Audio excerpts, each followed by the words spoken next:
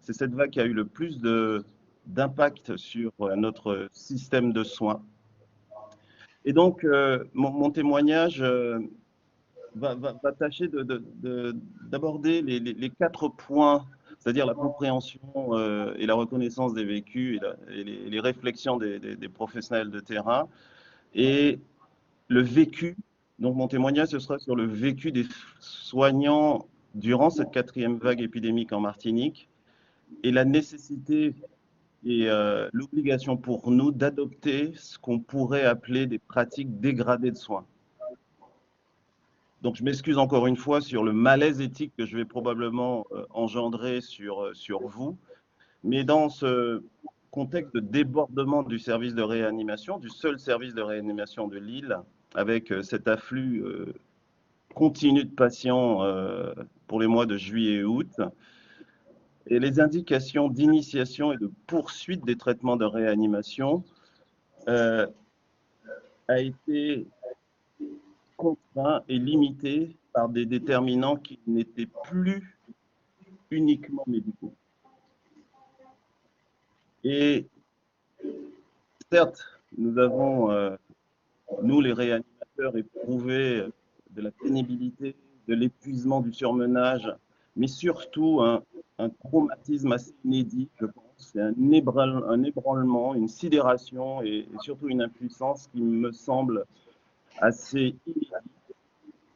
Peut-être que mes collègues réanimateurs en l'est de la France, dans la première vague, dans le nord de l'Italie, ont dû, je crois, éprouver cette espèce de sidération, cette souffrance morale d'avoir été contraint à des pratiques qui étaient inconciliables avec les principes qui animent normalement nos engagements. Je voudrais insister sur cette souffrance morale que nous avons vécue, puisque notre équipe, une quinzaine de réanimateurs, nous étions les seuls, et c'est en tout cas cette façon que nous l'avons vécu, à tenter de répondre à cette question vertigineuse. Qu'est-ce qu'il est possible de faire quand on ne peut pas traiter, sauver tout le monde, quand on ne peut pas admettre les malades qui pourraient en bénéficier en réanimation? C'était notre impuissance à le dire et notre impuissance à se faire entendre et à faire porter cette énorme responsabilité à l'ensemble de la communauté médicale, d'une part, à l'administration hospitalière, à l'ARS de notre région, et pourquoi pas à la société tout entière. D'ailleurs, qu'est-ce qu'une société démocratique à gagner ou perdre, à assumer ouvertement un tel débat? Et bien pour nous, dans cette équipe de réanimateurs, il nous a fallu faire preuve donc d'innovation dans nos pratiques pour s'adapter à une telle situation, une situation totalement inédite, pour ne pas perdre donc le sens de notre travail et de maintenir notre place de médecin, notre utilité en mobilisant l'éthique comme ressource contre cette souffrance que nous avons vécue pendant cette vie. Alors, il a fallu donc réorienter notre stratégie de soins pour donc allouer équitablement les ressources limitées pour le bénéfice maximal du plus grand nombre de patients, et cela sans céder à l'arbitraire. D'où le malaise éthique que tu as rappelé tout à l'heure, Lou, quand même une inquiétude éthique permanente, quotidienne, dans toutes les situations singulières, pendant ces terribles mois de juillet-août en Martinique. Alors, en équipe, nous avons bien sûr développé des défenses. Tout d'abord, la solidarité entre nous, dans notre petit la concertation, le dialogue au quotidien, la conciliation dans les situations les plus difficiles, l'écoute entre nous. Ça a été notre principale stratégie au quotidien une famille qui aborde la situation avec une solidarité comme jamais j'ai vécu en tant que réanimateur dans un groupe. Et parfois, rarement, nous avons quand même un enthousiasme que je retrouvais dans votre texte Oui, d'apporter le Rudy, mieux. Oui. en fait, on n'entend pas tout ce que tu dis. Ah, On entendait trop mal au début, là ça devient un peu plus compliqué. Est-ce que on peut faire un essai sans caméra de ton côté? Déjà, on a oui. enlevé la nôtre. Et là, ça va mieux. C'est pas mal, oui. Ouais.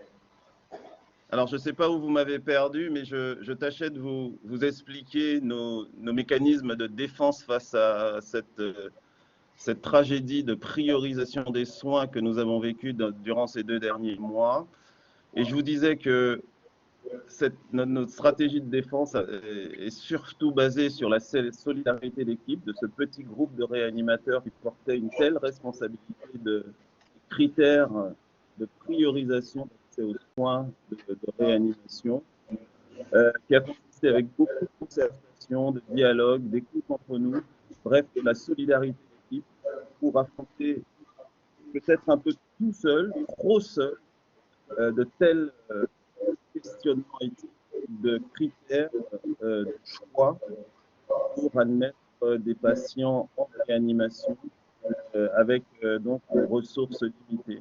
Et je vous disais pour terminer que, pour reprendre le terme qu'on retrouve souvent dans votre enquête, c'est parfois d'avoir eu le sentiment d'enthousiasme, le sentiment d'avoir fait au mieux, avec parfois dans des situations singulières, d'avoir une espèce d'accord éthique, pour reprendre encore l'expression qu'on retrouve dans votre texte, dans des situations singulières, d'avoir bien fait notre travail dans, dans cette situation inédite, me semble-t-il, et surtout pour laquelle nous n'étions pas préparés et nous n'avons pas su nous faire entendre par notre tutelle et de façon démocratique pour assumer ensemble une telle expérience. Donc voilà ce vécu que je voulais vous partager avec vous et les réflexions qui nous sont venues durant cette quatrième vague de l'épidémie en Martinique et de la question de la priorisation des soins et d'accès en réanimation. Merci beaucoup, Rudy.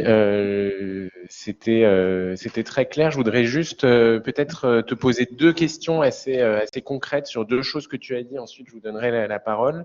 Je donnerai la parole aux autres participants de la table ronde. Quand tu as dit que tu as ressenti une impuissance à te faire entendre, peut-être que ça a coupé à ce moment-là, mais tu parlais à te faire entendre de qui exactement? Et comment ça s'est traduit concrètement? Et l'autre petite question que j'avais, c'était sur les innovations dont tu parles. Est-ce que tu peux me citer quelques innovations dans l'organisation de votre service? Et est-ce que ces innovations ont vocation à perdurer au-delà de la période de crise? Alors, à la première question, vous m'entendez? Oui.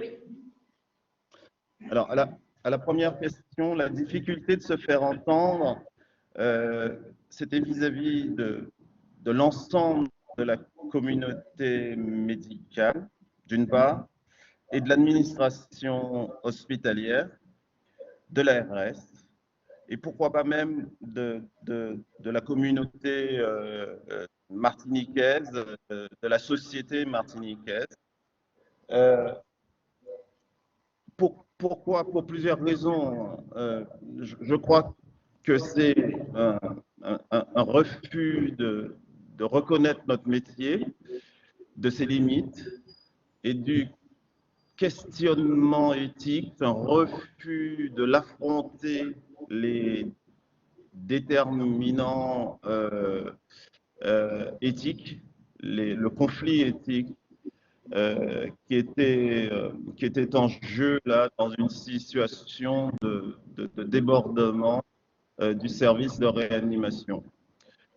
Il y a probablement aussi des raisons politiques et probablement aussi un déni de la gravité de la situation par la société martiniquaise à ce moment-là. La deuxième question, tu parles des innovations.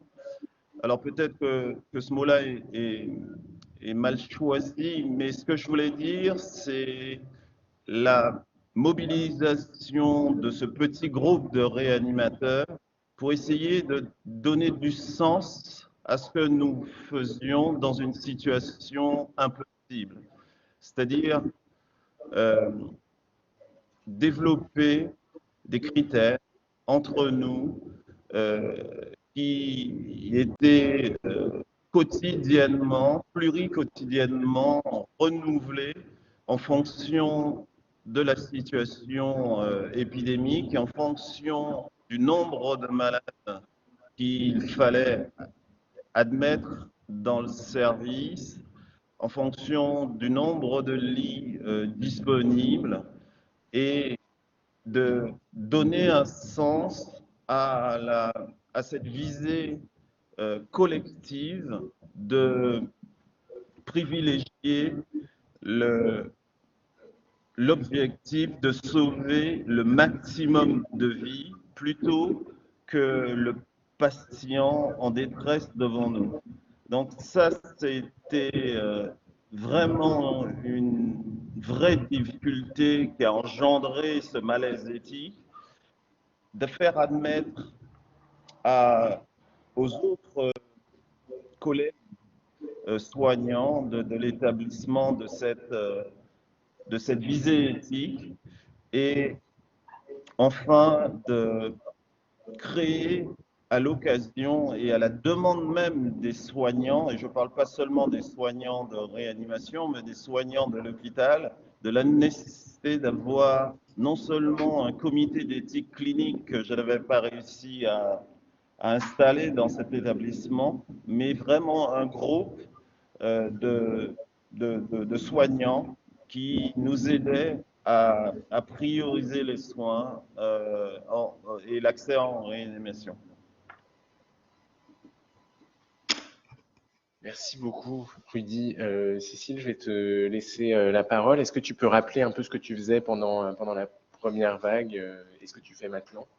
C'est possible, ouais, tu peux parler là. Je vais mettre, si tu t'en sers, oui, le verbatim. Ouais. D'accord. Parfait, merci. Merci de ça.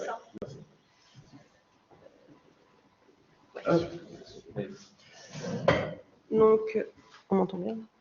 Je suis Cécile Vinault, infirmière en ce moment, coordinatrice dans un EHPAD, et donc pendant la première vague, j'étais formatrice dans un IFAS, donc un institut de formation pour les aides-soignants. La souffrance éthique, le malaise éthique dont on parle depuis tout à l'heure, moi je l'ai vécu de manière un petit peu, on va dire, extérieure. J'étais pas dans les soins, on n'a pas été réquisitionnés, nous les formateurs, on devait continuer à former. Je vais être un petit peu cynique, mais on devait continuer à former, je sais, à mon avis, pas tant pour former les futurs professionnels de demain, mais plutôt parce qu'on avait besoin de main-d'œuvre à cette période. Quelque chose d'assez cynique où du coup on nous demandait vraiment beaucoup de stagiaires pour mettre sur le terrain pour remplacer les professionnels de santé qui étaient malades ou absents. En parlant d'absentéisme sur le terrain, il y a un verbatim qui m'a beaucoup au début révolté, ensuite un petit peu perturbé et qui m'a fait réfléchir, c'est celui de la bénévole en fait. Donc je vais vous le lire, j'avais une idée des soignants un peu idéalisée et quand j'ai vu le taux d'absentéisme à la résidence, je me suis rendu compte qu'en fait c'était juste un métier pour eux et qu'il n'y avait aucune vocation. Ça casse aussi un peu le mythe des soignants qui font leur travail avec abnégation et professionnalisme.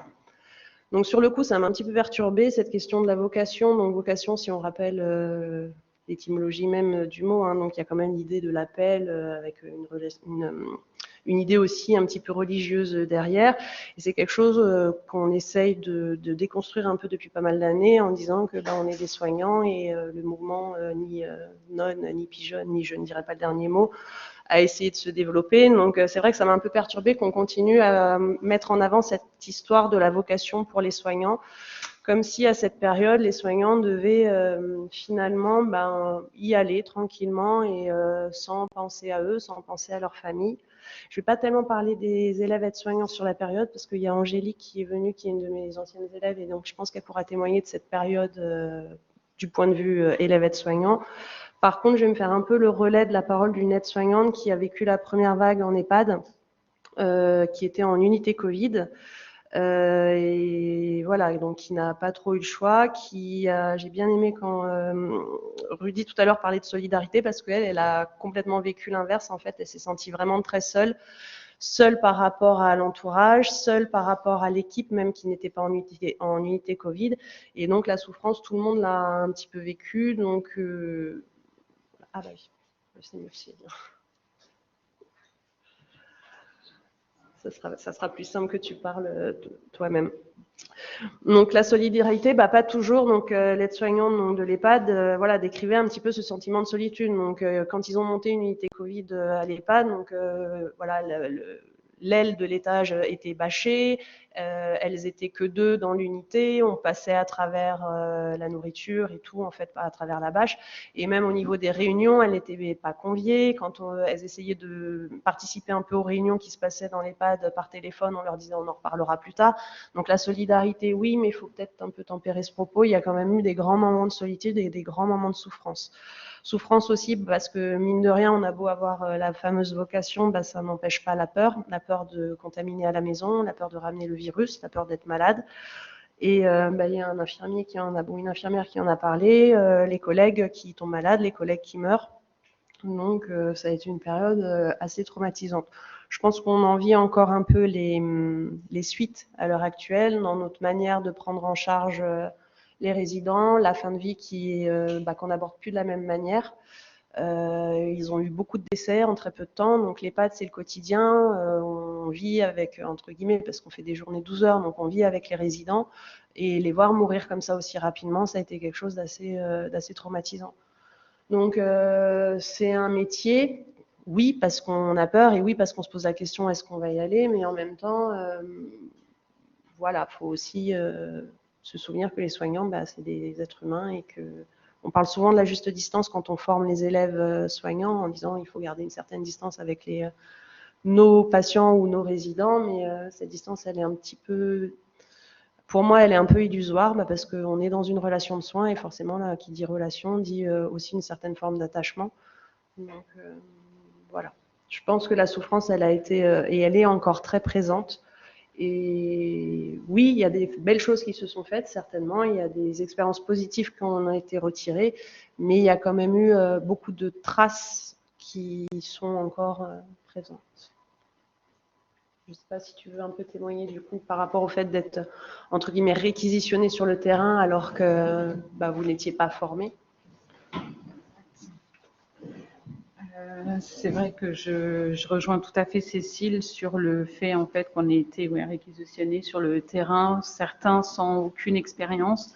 Pour ma part, heureusement, je travaillais déjà en EHPAD, donc je me sentais un petit peu moins jetée dans la pâture, on va dire, quelque part. Mais lors de ce stage en EHPAD aussi, oui, je me suis retrouvée en fait seule dans un service avec 8 résidents que je ne connaissais absolument pas. Je ne connaissais pas du tout leur régime, ni leur pathologie. C'était vraiment la première journée où on me disait bon bah voilà, vas-y, faut y aller. Il n'y a personne pour te référencer, enfin te prendre, voilà, m'encadrer. Donc, il a fallu faire. Et en fait, ce que je retiens, moi, surtout de ce stage et de cette période première vague, en fait, c'est qu'il y a eu une petite dame, Alzheimer, je l'ai vue par la suite, en fait, qui a voulu s'approcher de moi pour me faire un câlin, quelque part. Et c'est vrai que j'ai eu ce moment de recul. Et je me suis dit, mais est-ce que je la protège? Est-ce que je me protège moi? En fait, je savais même plus quoi ce qu'il fallait faire à ce moment-là. Et fin de journée, je me suis sentie vraiment inutile. Je me suis dit, mais en fait, où est mon rôle d'être soignante si je peux même pas la prendre dans mes bras, la réconforter à un moment donné où elle en a besoin? Je me sentais vraiment inutile et perdue. Finalement, j'ai douté. Ouais, je me suis dit, est-ce que je vais jusqu'au bout ou pas? Est-ce que c'est vraiment ça? Mais bon, par la suite, ça a vraiment conforter mes idées. C'est voilà, l'EHPAD, c'est vraiment un monde auquel on s'attache et voilà quoi. Mais je me souviens aussi de cette journée-là en partant, je me suis assise dans le hall. J'ai reçu un message de Cécile Vinot ce soir-là, et donc je le lis en attendant ma collègue qui nous disait, qui nous encourageait, qui nous disait que vraiment c'était formidable d'aller au bout de ce stage, qu'effectivement on était peut-être les héros de demain, mais moi je le voyais pas comme ça en fait. Hein. Je me disais mais effectivement c'est mon métier, pourquoi on me parle d'être héroïque alors que non, je fais simplement mon métier et voilà, oui, j'étais pour revenir à tout à l'heure en fait les applaudissements et tout ça, c'est vrai que moi ça me mettait plutôt en colère parce que je me disais mais on n'a pas besoin d'être applaudi en fait pour aller faire notre métier tout simplement, on n'est pas les seuls à devoir être applaudis, il y a tous ces gens qui travaillent aussi à côté à côté dans dans les EHPAD ou dans les milieux hospitaliers, enfin je veux dire il n'y a pas que nous, il y a les agents aussi les agents techniques et il y a tout ça. Mais là, on faisait vraiment référence qu'aux agents, enfin qu'aux soignants. Pareil, quand on parlait, vous faites quoi dans la vie? Ben, on est aide-soignant. Oh là là, mais c'est formidable. Ben, non, c'est un métier comme les autres, quoi. Et puis, bah, pareil, pour la deuxième vague, je rejoins le monsieur qui disait que c'était limite, il ne fallait pas dire ce qu'on faisait dans la vie parce que sinon, on était des pestiférés. Voilà, c'était ça. Ah non, non, ne vous approchez pas. On ne sait jamais si vous avez le Covid. C'était un petit peu ça. Il y avait la première vague, la deuxième vague, ça a été vraiment quelque chose d'éprouvant, ouais. Éprouvant, vraiment. Mon propos, c'est vraiment pas de plomber l'ambiance. Hein. De toute façon, la deuxième table ronde va être un peu plus, voilà, un peu plus. On va ouvrir des perspectives, mais je pense que c'est quand même important de souligner cette partie-là qui a été parfois très mal vécue et dont on porte encore les stigmates. Merci beaucoup à toutes les deux. Est-ce que vous pouvez rester comme vous voulez, hein, mais vous êtes la bienvenue en tout cas. Est-ce que toi, Vianney, puisque Vianney Mourmand, donc je vais te donner la parole. Peut-être si tu veux te positionner là-dessus, mais sans obligation, parce que je ne sais pas si c'est exactement ce que tu as préparé sur cette question de la vocation et du métier. De la vision sacrificielle du métier. Je ne sais pas si c'est le bon terme d'ailleurs, mais bon. Et par ailleurs, sur ce dilemme dont parlait Madame, comment vous vous appelez, excusez-moi? Oui, d'accord, Angélique. À la fois ce dilemme entre protéger et se protéger, je ne sais pas si tu l'as senti dans ton équipe ou pour toi-même. Ça tombe bien parce que c'est à peu près ce que j'avais préparé. Alors, merci de m'avoir invité. Évidemment, pendant la grande période de la première vague, je réfléchissais à d'autres choses, mais l'intérêt d'un retour d'expérience, c'est de se forcer à réfléchir. Voilà. Très concrètement, pendant la première vague, on a été, mon équipe et moi, beaucoup sollicités sur la question de la priorisation, dont Rudy a parlé, sur évidemment l'accompagnement de nos patients. Et puis, contrairement à Rudy, moi, j'étais plutôt dans l'idée de la construction de cellules de réticence éthique parce que, en fait, l'éthique a été utilisée le terme éthique a été utilisé pour justifier beaucoup de choses, et particulièrement pour cette priorisation et ce tri qui n'a pas eu lieu et qui a pourtant tellement eu lieu. Alors moi, j'avais, en venant ici, je réfléchissais, puis j'avais envie d'utiliser un terme qui a été, que m'a appris un de mes anciens internes, et c'est le terme de double sentiment. C'est-à-dire que quand je repense à cette première vague, j'ai un double sentiment, et ce double sentiment, c'est évidemment, je ne vais pas vous le cacher, c'était dur, mais l'autre sentiment, c'était top. Et je vais essayer de vous expliquer pourquoi c'était top, parce que ce n'est pas anodin, et je pense qu'il faut l'avoir en tête. Alors moi, j'avais prévu de reprendre, parce qu'on a oublié cette première vague, et pourtant, on l'a tous vécu, on s'est tous pris, et donc je voulais un petit peu vous refaire un historique de tout ça. La première chose, c'est on entend parler de cette maladie en Chine. Moi, alors, j'étais début février 2020, j'étais en Asie du Sud-Est. Tout le monde, enfin moi, qu'est-ce qui se passe? On s'en fout. Et puis, on ne veut pas la voir arriver. C'est-à-dire qu'on entend, alors après, on entend l'Iran. Et puis après, on entend l'Italie. Et puis après, on entend l'Est de la France. Mais on est un peu le coq gaulois. Nous, on est au-dessus, on craint rien. Ils sont nuls. Le système de soins en Iran, il est nul. Le système de soins en Italie, ils sont quand même un peu réels. Tout va bien se passer pour nous.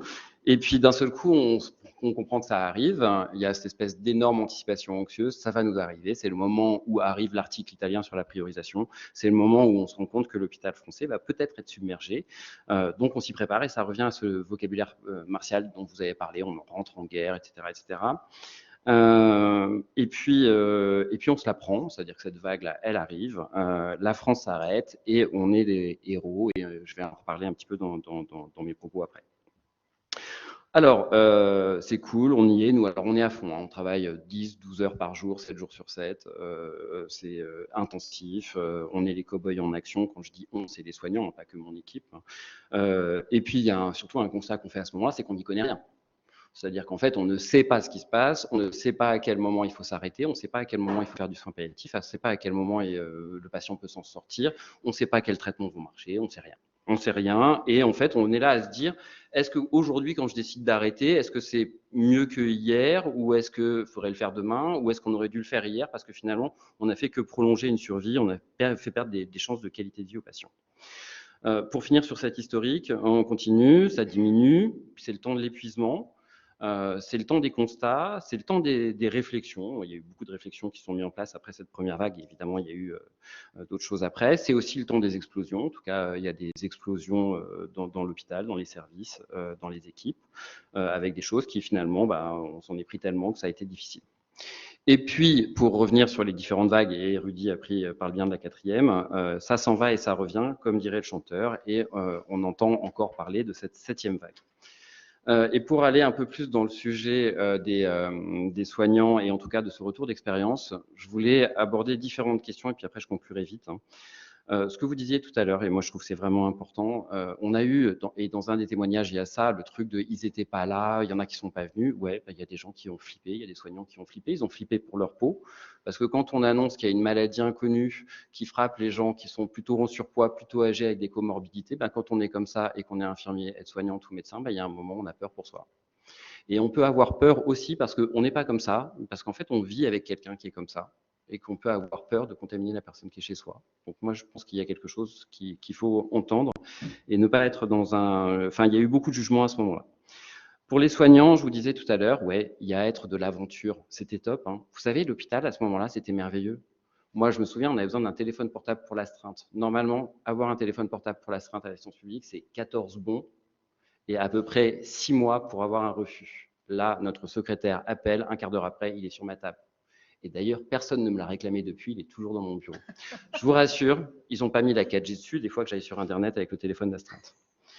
Il y a le être, voilà, les soignants, on était des héros, enfin, ça a été dit plein de fois, on était des héros, on était des héros, mais on est quand même, souvenez-vous, pendant le début de la première vague, il y a quand même des infirmières qui se sont fait virer de chez elles par leur proprio, parce qu'il ne fallait pas qu'elles traînent dans la copropriété. Donc, on était des héros. Et pour aller dans mon côté un petit peu narcissique et histrionique, moi, les quelques fois où j'étais chez moi à 8 heures, quand j'entendais les gens applaudir, je me planquais. Je me planquais parce que j'avais pas envie d'applaudir et parce que j'avais pas envie que mes voisins d'en face se disent « ce salopard, il ne participe pas à l'effort national de soutenir les soignants ». Donc, c'est quand même pas anodin.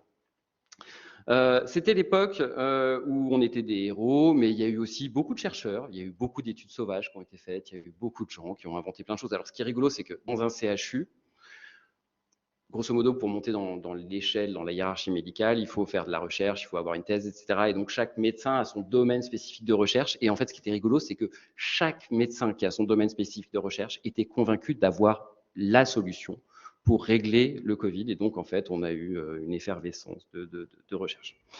Il y a être un héros, donc, et puis il y a être lassé. C'est-à-dire qu'en fait, ce qui s'est passé, c'est que finalement, à la fin du premier confinement, en fait, on s'est rendu compte qu'on était toujours face aux mêmes malades. Et c'était extrêmement répétitif. Au début, c'était excitant. Après, c'était extrêmement épuisant, ennuyant. Et puis, c'est l'époque aussi, les 2 mois à travailler 7 jours sur 7, il y a un moment, c'est être épuisé. C'est avoir le nez dans le guidon. Et puis, je tiens quand même à le dire, parce qu'en fait, j'en parlais hier soir, j'étais à un dîner avec des gens qui ne sont pas du tout dans la santé et qui disaient « oh là là, ça a dû être tellement dur ». En fait, moi, comme médecin de soins palliatifs dans cette époque-là, j'ai l'impression d'avoir été un des seuls qui a eu la chance d'être libre. Je circulais comme je voulais, j'avais une vie relationnelle avec des gens au travail, j'étais dans mon univers professionnel, j'ai passé des journées strictement normales, je n'ai pas vécu le confinement. Voilà. Je pense que c'est important parce que cette privation de liberté, nous, en tout cas, on ne l'a pas vécu. Pour revenir sur les soignants, notre expérience, alors là c'est le médecin de soins palliatifs qui parle, hein, c'est quand même ce qu'on a vécu avec les équipes, cette récurrence de la confrontation à l'agonie et à la mort avec des équipes qui n'ont pas l'habitude, avec des symptômes effroyables, des symptômes brutaux, avec vraiment des choses qui ont été très très difficiles, avec des soignants qui sont quand même peu formés sur les soins palliatifs, qui étaient très inquiets, c'était assez traumatisant. Et je voulais dire une dernière chose avant de conclure sur les soignants. Il y a aussi quelque chose qui est important à retenir, c'est qu'on travaille dans notre groupe d'éthique sur l'hôpital sur le thème effectivement du post-Covid, en essayant de ne pas faire trop Covid parce que tout le monde a un peu marre du Covid. Et en fait, ce qui est ressorti, c'est la culpabilité. Parce que, voilà ce que je vous disais dans ce double sentiment, il y en a qui ont aimé cette période, parce que c'était une période un peu dorée de l'hôpital, en tout cas dans son fonctionnement. Et voilà. Et pour conclure, parce que j'avais promis de ne pas parler trop, j'ai eu 2 conclusions. La première, c'est « et plus dur a été la chute ». C'est-à-dire que vous vous souvenez peut-être, avant le Covid, l'hôpital allait mal, il y avait des manifestations, il y avait des prises de conscience, il y avait une revendication. Et bien voilà, l'hôpital aujourd'hui, il est revenu à comme avant, mais en pire, parce qu'on n'a plus les soignants, parce qu'on n'a plus les moyens, parce qu'on a eu une période dorée où l'argent arrivait et on ne l'a plus. Et que là, par exemple, sur l'assistance publique, on nous annonce des catastrophes. On a un nombre de lits incroyable de fermés. On est avec des professionnels qui s'en vont parce qu'ils n'arrivent plus à trouver du sens à ce service public qui n'est plus en capacité d'accueillir les patients. Donc, vous voyez, c'est quand même plus dur est la chute, c'est-à-dire qu'en dehors de tout ça, plus dur est la chute. Et puis, je voulais finir moi aussi avec un témoignage de soignant parce que je trouve que c'était exactement sur les professionnels de santé de demain. En tant qu'équipe mobile, on va dans tout l'hôpital, on a beaucoup de contacts avec les étudiants dans tout l'hôpital. Et j'ai un témoignage qui m'a beaucoup marqué. C'est une jeune femme qui a, vous allez voir son âge, mais en fait qu'on voit, qui était étudiante en médecine, mais dans les premières années, donc en fait pas compétente, etc. Et donc qui se retrouve réquisitionnée pour faire faisant fonction de je sais pas quoi. Et en fait, ce qu'elle m'en a dit comme ça, c'est le jour de mes 20 ans, j'ai vu mon premier mort et j'ai fait sa toilette. Et en fait, quelque chose de l'ordre d'un vécu. Alors, on a tous vécu des choses comme ça, mais en tout cas, elle s'est retrouvée dans cette situation-là et c'est ce qui ressort pour elle, c'est ce qu'elle garde, elle. En tout cas, c'est ce qu'elle est capable d'en formuler, de la façon dont elle a été envoyée sur le champ de bataille, pour reprendre voilà, en première ligne. Voilà, je vous remercie. Merci beaucoup, Vianney. Il y a plein de choses dans ce que tu dis sur qui reflètent beaucoup la pluralité des vécus, quoi, la lassitude, la culpabilité, le double sentiment, le sentiment de liberté. Et quand tu dis que tu étais un des seuls qui avait la chance d'être libre, qu'est-ce que tu veux dire exactement? Par rapport à qui tu étais un des seuls? Par rapport à la société, par rapport au confinement, c'est-à-dire que tu vois, je me suis fait arrêter une fois par un policier pendant tout ce temps-là, et il m'a dit « Donnez-moi votre… » Comment s'appelait le papier? L'attestation. Donnez-moi votre attestation. Et là, je lui dis « Je n'en ai pas. » Et là, je vois cette espèce de sourire de carnassier. Celui-là, je vais me le faire. Et là, je sors ma carte de médecin et le type fait 1 mètre en arrière, se barre 1 mètre en arrière et me dit « C'est tellement bien ce que vous faites. » Tu vois, c'est ça, cette liberté dont je parle. C'est-à-dire que pendant le confinement, on pouvait être dehors jour et nuit. Alors, la nuit, il y avait un peu que des morts vivants qui traînaient dans Paris, mais voilà, on était libre. Enfin, moi, je n'ai pas vécu le confinement. Ah, on était au-dessus des lois. Ah bah oui, et on avait le droit d'aller plus vite dans les supermarchés. Moi, j'ai jamais utilisé ce droit-là. Je me voyais pas sortir ma carte de médecin pour aller faire les courses. Mais voilà, on avait des passe-droits. Hein. Et juste une dernière question. Quand tu dis, alors plus durer la chute, sur ce volet-là de ton intervention, est-ce que c'est levé à un moment l'espoir que finalement les possibilités ouvertes pendant cette crise perdurent un petit peu, ou est-ce que et qu'est-ce qu'il en est resté vraiment de ça? Est-ce qu'il en est rien resté du tout? Est-ce que Alors, on est dans une semaine un peu particulière, donc je vais faire attention à mon temps de parole. En tout cas, le quoi qu'il en coûte est fini. Pour te répondre sur ça, donc le plus dur est la chute, c'est le quoi qu'il en coûte est fini. Et après, surtout, l'hôpital est tellement en souffrance que les gens, toute cette solidarité qu'il y a eu pendant ce temps-là, elle a disparu, pas parce que les gens, mais juste parce que là, les gens sont dans un tel état d'épuisement, de lassitude, de perte de sens de ce qu'ils sont en train de faire, que effectivement, ces heures dorées, ces jours dorés de l'hôpital, c'était vraiment l'hôpital de nos rêves dans lequel on a travaillé. Et là, il n'est plus là. Mathilde?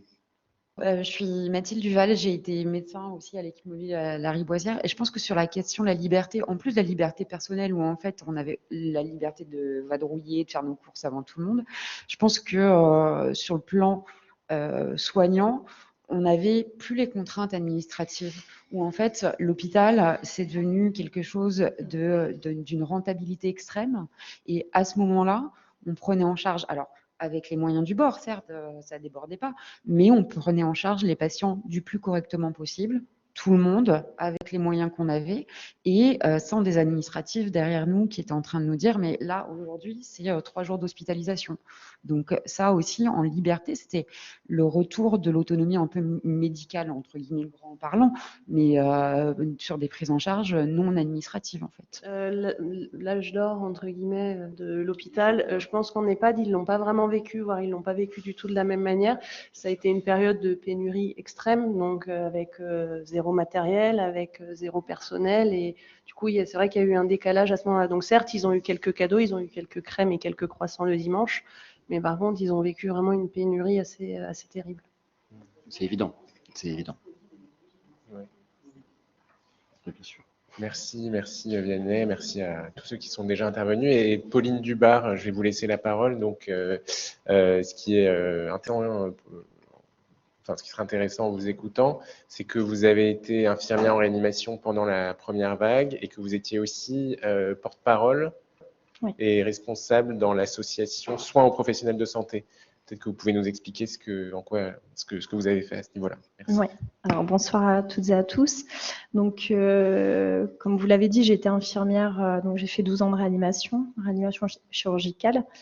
Et pendant le Covid, notre réanimation s'est transformée en réanimation Covid, puisqu'il fallait prendre les patients qui débordaient dans les services de réanimation médicale.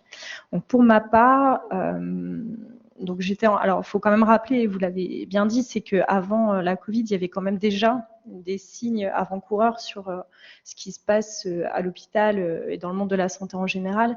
C'est que tout est à flux tendu sur les modes d'organisation, les réformes successives en fait qui ont abîmé le monde de la santé et qui ne datent pas de ces 5 dernières années, mais qui sont bien plus anciennes. Et finalement, on a eu des grèves, on a eu des appels au secours des soignants qui n'ont pas été entendus. Il y a eu des collectifs qui se sont montés, et bien avant la Covid. Pour ma part, je me suis engagée dans l'association Soins professionnels de la santé parce que j'ai été témoin en fait de la souffrance de mes collègues. J'ai des collègues qui étaient addicts à l'alcool, et j'ai un collègue qui a fait une overdose, qui a pris des toxiques dans le coffre à médicaments. J'ai une collègue qui a sauté par la fenêtre sur son poste de travail, qui a été rattrapée, elle n'est pas morte. J'ai un des chirurgiens dans les étages qui s'était ouvert les artères fémorales qui, lui, par contre, s'est pas raté. Et sans compter la maltraitance que les patients subissaient par la déshumanisation que les soignants avaient mis en place comme mode de protection par rapport à leur épuisement professionnel.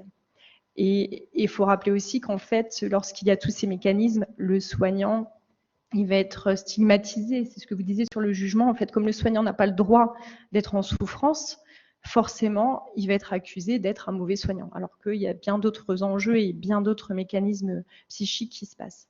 Donc voilà, moi je me suis intéressée à ces questions des risques psychosociaux, de la qualité de vie au travail, parce que j'étais témoin de choses et je me suis engagée dans l'association. Et à l'occasion de la Covid, je suis devenue porte-parole de l'association, puisque les médias étaient friands d'avoir des professionnels qui étaient sur le terrain pour nous écouter, expliquer la réalité. Alors, les sentiments, évidemment, étaient très variés et partagés à ce moment-là. Le premier sentiment que j'ai eu, moi, c'était la peur. Alors, pas pour moi, parce que franchement, j'avais pas du tout peur de mourir de la Covid. J'avais peur de contaminer mes enfants. Et en plus, dans les médias, on parlait qu'il y avait une gamine qui était morte à Paris et tout ça. Donc, moi, ça me faisait très peur. Donc, j'ai décidé de quitter mon habitation pour aller m'enfermer dans un petit 35 mètres carrés sur l'île sans jardin alors qu'il faisait hyper beau. Et voilà, j'ai quitté ma maison pendant 2 mois où j'ai pas vu mes enfants. Donc ça a été difficile, mais le travail en soi, pour moi, n'était pas difficile puisque j'étais formée à la réanimation et au contraire, pour moi, c'était beaucoup plus léger que d'habitude puisque la réanimation chirurgicale est par définition très lourde en termes de soins. Et là, on passait sur une réanimation médicale, donc pour moi, c'était pas compliqué. Ce qui était compliqué en revanche, c'était d'accueillir, et je vais rebondir sur le premier verbatim c'est écrit tout en haut, une infirmière que j'avais dans mon unité m'a dit « Madame, ma cadre m'a demandé d'aller en réanimation, mais j'en ai jamais fait. Elle me dit que c'est pas compliqué, qu'on a une formation. » Et je lui ai dit « Mais Marina, vous êtes en droit de refuser. » Elle était traumatisée, la gamine. Et c'est une réalité. Il y a des personnes qui sont arrivées, qui ont été parachutées. J'ai même une collègue qui avait choisi de quitter la réanimation parce qu'elle n'en pouvait plus. Et on n'a rien trouvé de mieux que de la récupérer dans les services administratifs où elle était partie, de la remettre en réanimation, alors qu'elle était en burn-out. J'ai trouvé ça quand même lamentable. Cette fille, elle est sortie là complètement démolie. Et pour autant, c'était une réalité. Donc, pour ces personnes-là qui n'étaient pas formées aux soins critiques, parce que c'est une vraie spécificité, on ne peut pas arriver et dire aux gens, on va vous former pendant 2 semaines et vous allez être hyper bon en réanimation, parce que c'est pas vrai, c'est une vraie spécialité. C'est pas simple. Et je pense qu'il y a aussi une réflexion à avoir au niveau des politiques sur cette formation et sur peut-être un recyclage annuel pour comprendre les mécanismes et comment ça se passe en réa, au cas où, parce que je pense que là on en est qu'aux prémices des premières pandémies, on en aura d'autres. Plusieurs rapports qui nous disent, je ne veux pas affoler les troupes, mais quand même. Et voilà, donc pour ces personnes-là, ça a été compliqué. Et du coup, ça a épuisé aussi les équipes en place qui étaient formées parce qu'il fallait former aussi ces personnes-là. Donc voilà, donc une ambiance un peu tendue, un peu compliquée. Et du coup, on laissait un peu dans le couloir ceux qui n'étaient pas formés aux soins critiques et ils nous servaient de petites mains. On frappait au carreau, on leur faisait une feuille avec ce qu'on voulait et puis ils nous ramenaient. C'est un petit peu dévalorisant pour ces soignants qui sont aussi des professionnels et qui ont leur diplôme et pour autant qui servaient un peu de larbin. Donc ça, c'était une réalité. Mais ce qui a été violent, et ça, on a tendance à oublier ça dans le débat, c'est pas tellement, pour ma part en tout cas, c'était pas tellement la période où on était confiné le Covid, c'est l'après. Parce qu'à l'après, il faut se souvenir que les soignants sont ressortis pour faire grève dans les rues. La première des choses, c'est que les CRS sont arrivés, ils ont gazé les soignants. Donc ça, c'est quelque chose aussi qu'il faut rappeler parce que ça montre, parce que vous disiez tout à l'heure, le côté héroïque, où on dit « Ah, vous êtes géniaux, vous êtes des héros ».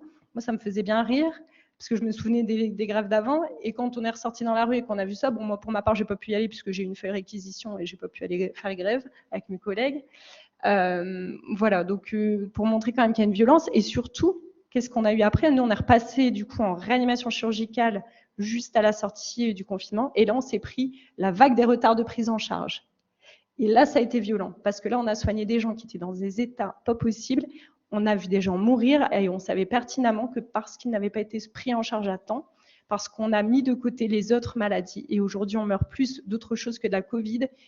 Et je pense qu'il y a aussi peut-être des réflexions à avoir entre la passerelle du public et du privé, parce qu'il faut aussi rappeler qu'il y a des professionnels qui étaient au chômage technique et qui n'ont rien fait pendant cette période. Et je trouve ça quand même lamentable, sachant qu'il y a des... Mais c'est une réalité, hein. C'est une vraie réalité. Personne n'en parle, mais moi j'en parle parce que je trouve ça lamentable qu'il y ait des gens qui sont morts parce qu'on ne les a pas pris en charge, parce que le service public c'était les héros et le secteur privé a été mis en off, en tout cas pendant une période. Après ça a repris. Et ensuite, moi j'ai quitté l'hôpital en septembre parce que j'ai décidé de faire un master de sciences politiques, mais c'était prévu. Et en fait, j'ai vu des annonces dans le journal qui disaient « on manque de personnel soignant ». Donc j'ai rappelé l'hôpital en disant « écoutez, je ne peux pas venir la semaine parce que je suis en cours, mais si vous voulez, je peux venir le week-end, je suis formée réa Covid. » Voilà. On m'a dit « c'est pas vous qui faites vos horaires, c'est pas la carte ». Voilà. Donc on pleure pour avoir du personnel et quand on se propose, et je ne demandais pas d'être payé en heures supplémentaires, juste un montant horaire habituel. Eh bien non, ça ne marchait pas comme ça. Donc il y a aussi une flexibilité aussi sur les modes d'engagement des personnels, etc. Voilà. Mais en tout cas, ce qu'il faut retenir, je crois, de tout ça, c'est que la Covid a juste mis en lumière quelque chose qui existait déjà. C'est venu fragiliser encore davantage, puisque malheureusement, il y a énormément de soignants qui sont partis des établissements de soins. Il y a encore de nombreuses démissions qui sont sur la table et qui ne sont pas honorées parce qu'en fait, on ne les laisse pas partir. Les gens travaillent contre leur gré. Il y a eu l'obligation vaccinale qui a aussi enlevé une bonne partie des soignants. Et je crois d'ailleurs en Martinique, Monsieur Valentino, je pense que vous l'avez vécu aussi, cette obligation vaccinale qui a créé des tensions énormes. Et avec mon association, on est intervenu, on a travaillé avec l'ARS pour mettre en place notre dispositif d'accompagnement, puisque mon association, pour en dire 2 mots quand même, on accompagne la souffrance des professionnels à travers un dispositif de soins, donc un numéro vert sur lequel les soignants peuvent appeler, puis une réorientation si besoin envers des psychologues, psychiatres et médecins généralistes et éventuellement des hospitalisations. Et de l'autre côté, un volet de prévention pour la santé mentale et la prévention des risques psychosociaux. Donc voilà, donc un petit coup de gueule, on est dans une période quand même particulière sur cette semaine entre deux tours et je crois que c'est important aussi et je trouve que malheureusement la santé n'a pas été au cœur du débat, sachant que quand on regarde les décès, le pourcentage du nombre de décès, c'est quand même une majorité due à des problèmes de santé et pas tellement de terrorisme ou d'insécurité ou d'accidents de la vie de tous les jours. Et je crois qu'on a tendance à oublier que la santé, c'est quand même ce qui façonne notre société. Et qu'au-delà de tout ça aussi, il faut repenser notre système de santé parce qu'aujourd'hui, on n'est pas dans un système de santé, mais un système de soins. Et on oublie la prévention santé. Donc, je vous encourage tous à prendre soin de votre santé en prévention avant toute chose. Voilà, c'est le petit message. J'aime bien. Voilà. Non, mais c'est important. Très bien. Voilà. Donc, je suis à votre disposition si vous avez des questions. Merci beaucoup, Pauline Dubar, pour votre témoignage très dynamique et très marquant et très riche. Moi, j'avais une question par rapport à votre rôle en tant que porte-parole à SPS. Est-ce que vous sauriez dire si la crise a eu un impact dans la réflexion sur la manière, est-ce que ça a engendré un changement dans les dispositifs de soins proposés par l'association, justement? Est-ce que ça vous a amené à repenser un peu ce qui était déjà en place? Alors, forcément, certaines choses qu'on faisait en présentiel, on a dû passer en visio, mais je pense comme tout le monde.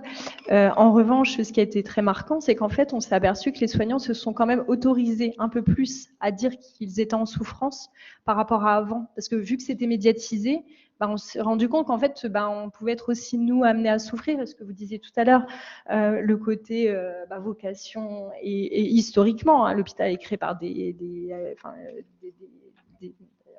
bonnes sœurs et voilà, donc c'était la vocation, c'est bien pour ça aussi qu'on est mal payé, puisque voilà, on n'en a pas besoin, c'est une vocation.